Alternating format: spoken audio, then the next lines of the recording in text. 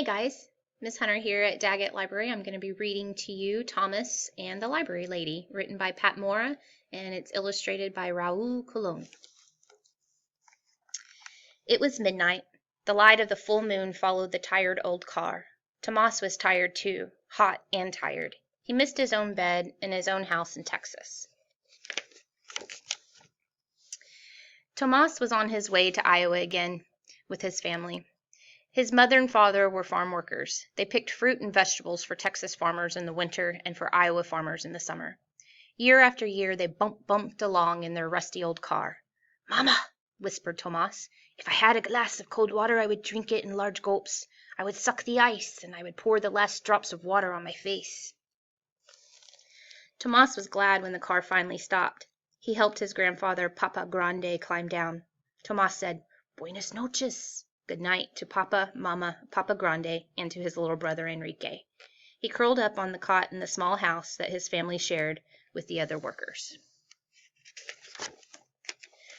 Early the next morning, Mama and Papa went out to pick corn in the green fields. All day they worked in the hot sun. Tomas and Enrique carried water to them. Then the boys played with a ball Mama had sewn from an old teddy bear. When they got hot, they sat under a tree with Papa Grande. "Tell us the story about the man in the forest," said Tomas. Tomas liked to listen to Papa Grande tell stories in Spanish. Papa Grande was the best storyteller in his family. "En un tiempo pasado," Papa Grande began, "once upon a time, on a windy night a man was riding a horse through a forest. The wind was howling, whoo, and the leaves were blowing, wish, wish. All of a sudden something grabbed the man. He couldn't move. He was too scared to look around. All night long he wanted to ride away, but he couldn't. Oh, the wind howled. Woo! How the leaves blew, how his teeth chattered. Finally the sun came up. Slowly the man turned around, and who do you think was holding him?" Tomas smiled and said, "A thorny tree." "Ha ha!" Papa Grande laughed. "Tomas, you know all of my stories," he said. "There are many more in the library. You are big enough to go by yourself. Then you can teach us new stories." The next morning, Tomas walked downtown. He looked at the big library. Its tall windows were like eyes glaring at him. Tomas walked around and around the big building. He saw children coming out carrying books. Slowly, he started climbing up the steps. He counted them to himself in Spanish. Uno, dos, tres, cuatro. His mouth felt full of cotton. Tomas stood in front of the library doors. He pressed his nose against the glass and peeked in. The library was huge. A hand tapped his shoulder. Tomas jumped. A tall lady looked down at him. "It's a hot day," she said. "Come inside and have a drink of water." "What's your name?" she asked. "Tomas," he said. "Come, Tomas," she said. Inside it was cool. Tomas had never seen so many books. The woman watched him. "Come," she said again, leading him to a drinking fountain. "First some water, then I will bring books to this table for you. What would you like to read about?" "Tigers and dinosaurs," said Tomas. Tomas drank the cold water. He looked at the tall ceiling. He looked at all the books around the room.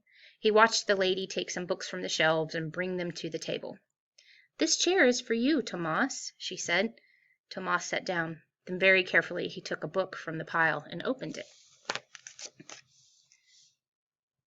Tomas saw dinosaurs bending their long necks to lap shiny water. He heard the cries of a wild snake bird. He felt the warm neck of the dinosaur as he held on tight for a ride. Tomas forgot about the library lady. He forgot about Iowa and Texas. "Tomas! Tomas!" said the library lady softly. Tomas looked around. The library was empty. The sun was setting. The library lady looked at Tomas for a long time. She said, "Tomas, would you like to borrow 2 library books? I will check them out in my name." Tomas walked out of the library carrying his books. He ran home, eager to show the new stories to his family. Papa Grande looked at the library books. "Read to me," he said to Tomas. First Tomas showed him the pictures. He pointed to the tiger.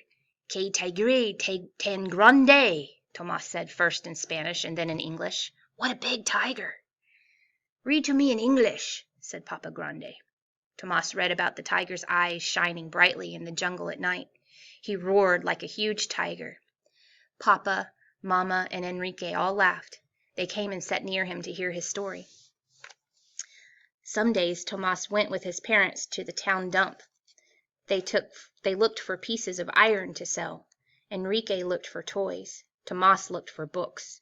He would put the books in the sun to bake away the smell. All summer, when he could, Tomas went to the library. The library lady would say, "First a drink of water, and then some new books, Tomas." On quiet days, the library lady said, "Come to my desk and read to me, Tomas." Then she would say, "Please teach me some new words in Spanish." Tomas would smile. He liked being the teacher. The library lady pointed to a book. "Book is libro," said Tomas. "Libro," said the library lady. "Pajara." "Pajaro," said Tomas, flapping his arms. The library lady laughed. "Bird," she said. On days when the library was busy, Tomas read to himself. He'd look at the pictures for a long time. He smelled the smoke at an Indian camp. He rode a black horse across a hot, dusty desert. And in the evenings he would read the stories to Papa, Mama, Papa Grande, and Enrique. One August afternoon, Tomas brought Papa Grande to the library. The library lady said, "Buenas tardes, señor." Tomas smiled. He had taught the library lady how to say, "Good afternoon, sir," in Spanish. "Buenas tardes, señora," Papa Grande replied. Softly, Tomas said, "I have a sad word to teach you today. The word is adios. It means goodbye." Tomas was going back to Texas. He would miss this quiet place, the cool water, and the many books. He would miss the library lady. "My mother sent this to thank you," said Tomas, handing her a small package. "It's pan dulce, sweetbread. My mother makes the best pan dulce in Texas." The library lady said, "How nice! How very nice! Gracias, Tomas. Thank you." She gave Tomas a big hug. That night, bumping along again in the tired old car, Tomas held a shiny new book, a present from the library lady. Papa Grande smiled and said, "More stories for the new storyteller." Tomas closed his eyes. He saw the dinosaurs drinking cool water long ago. He heard the cry of the wild snake bird. He felt the warm neck of the dinosaur as he held on tight for a bumpy ride. And that is the end of the story. This is a note about the story. Tomas Rivera was born in Crystal City, Texas in 1935, a migrant worker who valued education. Tomas Rivera became a writer, a professor, a university administrator, and a national education leader. When Dr. Rivera died in 1984, he was the chancellor of the University of California at Riverside. The campus library now bears the name of the boy who was encouraged to read by the librarian in Iowa. I hope you enjoyed the story.